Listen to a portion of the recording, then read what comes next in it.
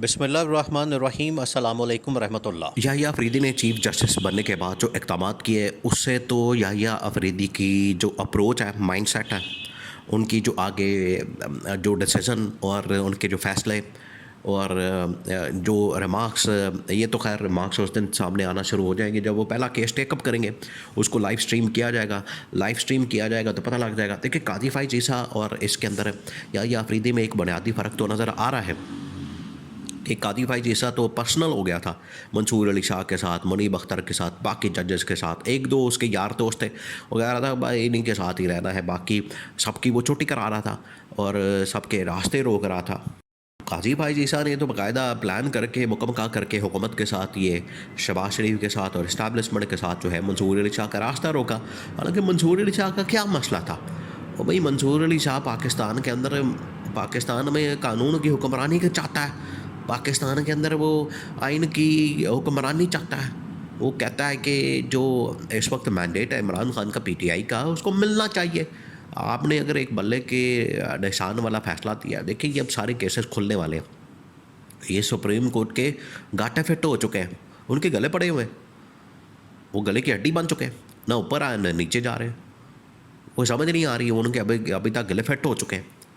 ये जो सारा कुछ किया गया इलेक्शन से चंद दिन पहले, जो ये काम डालना शुरू किया, और काजी भाई ईसा ने जो ये मंसूर अली शाह का रास्ता रोका, उसने मुनीब अख्तर का रास्ता रोका, ये सारा प्लान के तहत साजिश कर रहा था काजी भाई ईसा हुकूमत के साथ मिलकर।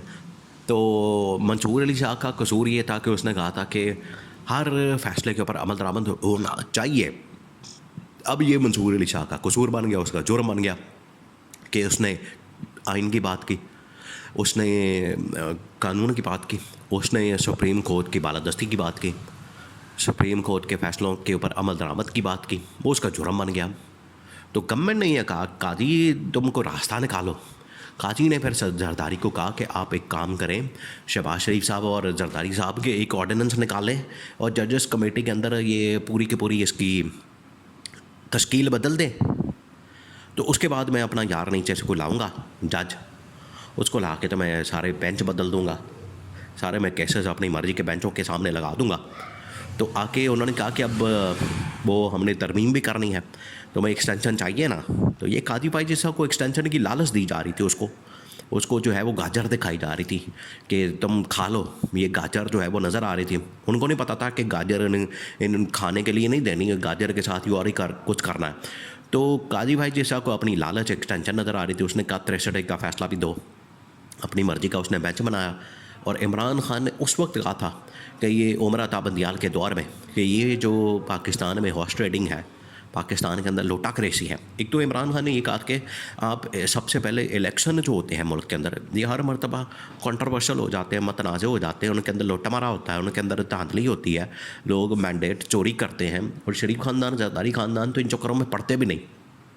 ये तो इस मरतबा इनके पोल खोले हैं, वो पढ़ते भी नहीं। वो कहते हैं अब 2-3 जलसे जुलसे किए, रात को जाके सो गए, इलेक्शन की रात को सारा दिन मौज मस्तियाँ की, पावे खाए, खदे खाई, कीमे वाले नान खाए, बिरयानियाँ खाई, और शाम को विक्ट्री स्पीच। चलो, विक्ट्री स्पीच भी ऐसे कि जैसे वो इन्होंने कश्मीर फतह कर लिया या फ़लस्तीन आज़ाद कर लिया।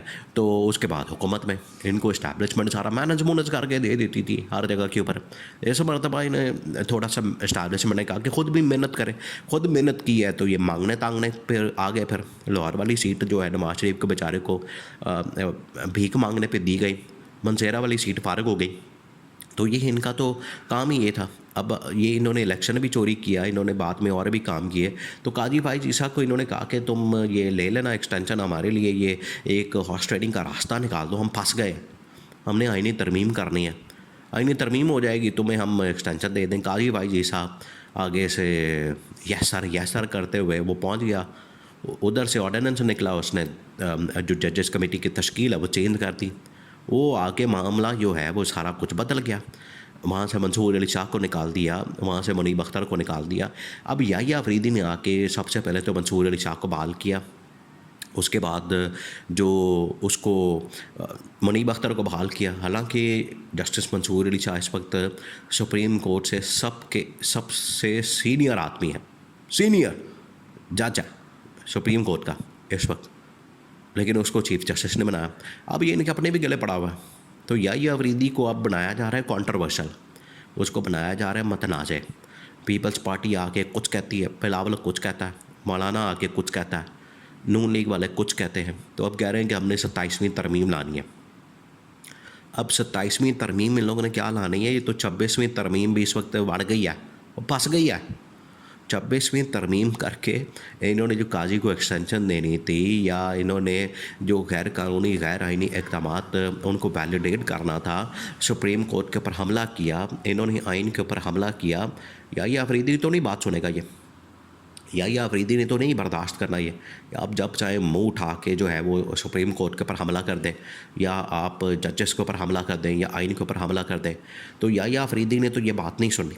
याहिया अफरीदी तो कह रहा है कि अब आपने क्या करना है कि अब आपने ये जो 26वीं आइनी तरमीम है, पहले तो ये टेकअप करना। देखें, पीटीआई इस वक्त बिल्कुल तैयार बैठी हुई है। पीटीआई कह रही है कि आप ऐसा एक काम करें कि इमरान खान के लिए भी पटिशन डालें, उसके बाद 26वीं आइनी तरमीम को भी चैलेंज करें, और इसके अलावा बाकी जो इस वक्त इलेक्शन ऑडिट का मामला भी आप पटिशन डालें, मखसूस नशिस्तों के फ़ैसले के ऊपर अमल दरामद के लिए पटिशन डालें। तो कितनी आ गई? 4-5 इस वक्त मामलात हैं जो बड़े क्रिटिकल है इस वक्त। उनके ऊपर सारा का सारा जो हुकूमत का भी उस वक्त जो ख्याल था कि हम याहिया अफरीदी को ले आएंगे तो फिर मसला ही कोई नहीं है। याहिया अफरीदी तो ये सारे क्रिटिकल केसेस जिनके साथ मुल्क की किस्मत जुड़ी है और हुकूमत की किस्मत जुड़ी है, हुकूमत का वजूद जुड़ा है, ये इलेक्शन ऑडिट के साथ या मखसूस नशिस्तों के साथ। तो ये 27वीं तरमीम के ऊपर तुले हुए हैं कि याहिया को भी कंट्रोल करें ये। लेकिन अब याहिया अफरीदी चीफ जस्टिस बनने के बाद इनकी नहीं सुनेगा। याहिया अफरीदी आ गया, अब ये तमाम के तमाम मुकदमात जिसके अंदर इलेक्शन ऑडिट या मखसूस नशस्तें या फिर आगे ये मखसूस नशस्तों के फ़ैसले के ऊपर अमल दरामद, 63A, 26वीं तरमीम, सुप्रीम कोर्ट की बिल्कुल इन्होंने उसको बिल्कुल लूला लंगड़ा कर दिया कि सुप्रीम कोर्ट हमारे कंट्रोल में आ जाए, कि चीफ जस्टिस जो है वो गवर्नमेंट डिसाइड करेगी। याहिया अफरीदी बन तो गया है याहिया अफरीदी, लेकिन अब आगे नहीं इस तरह का कोई रास्ता बनने देगा। उसने कहना गवर्नमेंट के कंट्रोल से निकालना है। और ये बातें मंसूर अली शाह ने, मुनीब अख्तर ने बता दी हैं कि ये सुप्रीम कोर्ट के अंदर जो मुदाखलत है और इनके रहमो करम पर जो हमने चले जाना है कि वो फ़ैसला करें, ये हमने नहीं होने देना।